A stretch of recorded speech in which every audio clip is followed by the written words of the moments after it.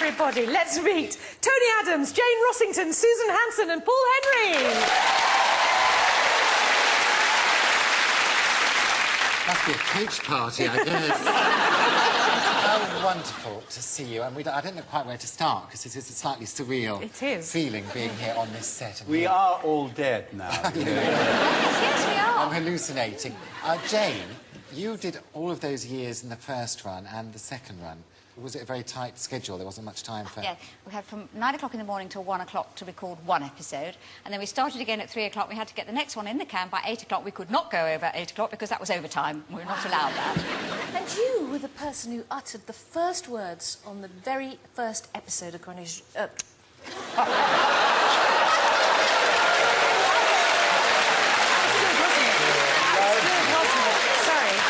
She would have done if it was faster. I'm very new to the job. And it started in 1964, ran to 1988, and then again 2001 to 2003.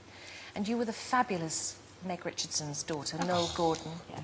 She was a big star. She should have been in Hollywood, really, shouldn't she? Oh, well, I think she thought she was, actually. Was she a scary woman? No. Watching it, we didn't have time for any of No, we were that. far We too really busy. didn't. We just got on with it. There's a lovely story, actually. Nolly had a Rolls, and she was driving along one day, and she saw one of the cast, and she came in, and she said, I think Pamela's going to be rather late. I've just passed her at the bus stop. Yes, of course, couldn't pick her up. Paul, why do you think Benny was such an important character? Why do people love him so much? Well, he didn't threaten anyone. I mean, he was childlike, he was good, he was kind.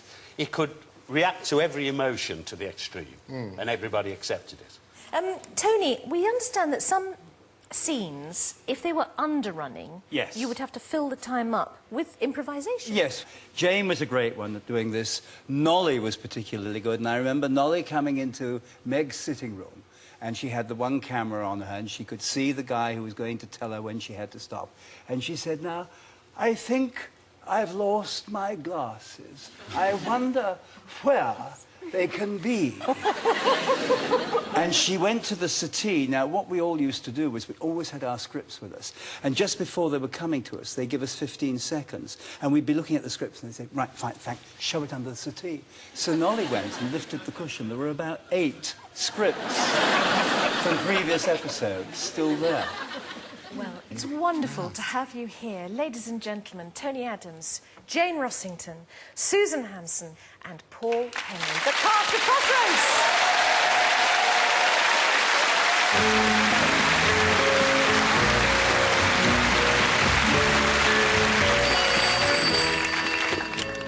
Hello, Crossroads Hotel. Crossroads Hotel. You don't say. You don't say. Don't say. Who was it? He didn't say.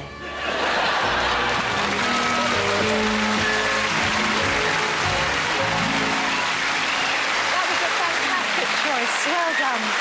But now, we've come to a crossroads of our own. See what I've done there? It's a breathtaking segue, you see, almost seamless into commercial break. Oh, yes, it is. Still to come, sequins, salsa from Come Dancing. We relive the good life with Richard Bryars and Felicity Kendall. And the Chocolate Flake Girls give us a mouthful. Stay parked on the sofa. Welcome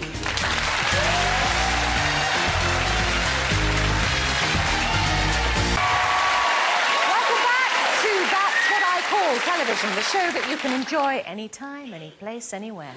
And co-piloting tonight's jaunt back to the 80s of television land is the very lovely Julian Clary. So, Julian. Yes. Back in the 80s, what else was big in the Clary household? She means on television, I suppose. Well, sometimes people say they only watch a show for the adverts. Not this one, of course. No, not this one. But back in the 80s, there was an advert that I would have sat through anything for, even a football match. And it is, everyone's agreed, one of the most memorable ads in TV history. Only the crumbliest, flakiest chocolate tastes like chocolate never tasted before. Only the crumbliest,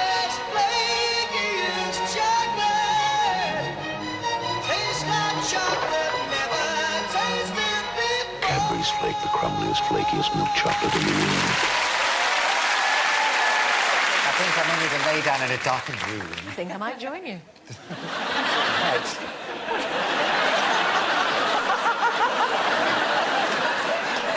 They were marvellous ads, though, and even if it was concealed, I managed to spot a hidden eroticism in some of the action of those beautiful women.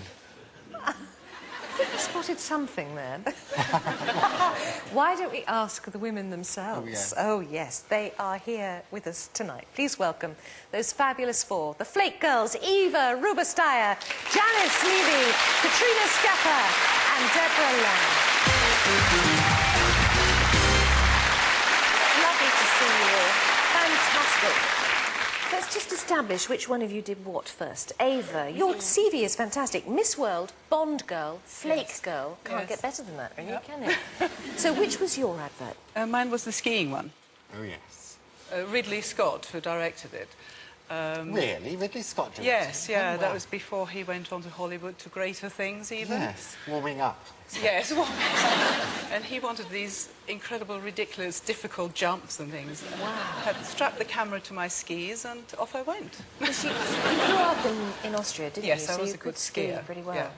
Wow, that's fantastic, isn't it? And That's a great time. Sitting next to you is Janice. Hello, Fern. Which one was yours? I was in the sunflower field, Oh, that was beautiful. climbing up to the gypsy caravan. Were you aware at the tender age of 16 what you were simulating? Truly, honestly, I hadn't a clue what that thing represented. What was the... It's so embarrassing now. Oh, really?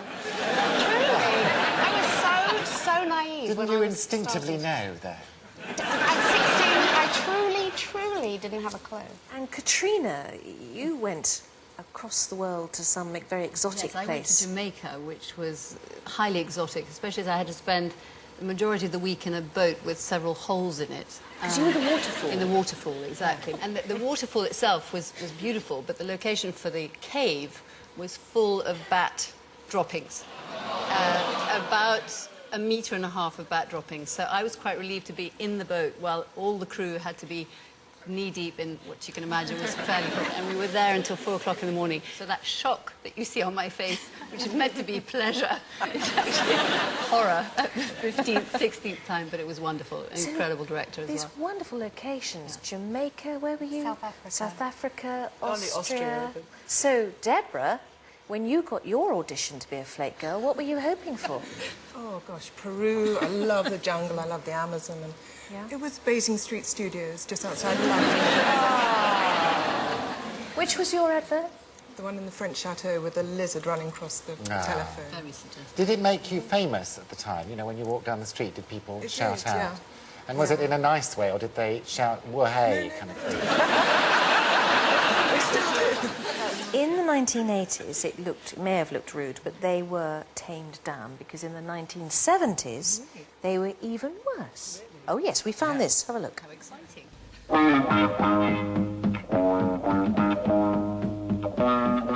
Only the crumbliest, flakiest chocolate in the world would taste like chocolate never tasted before.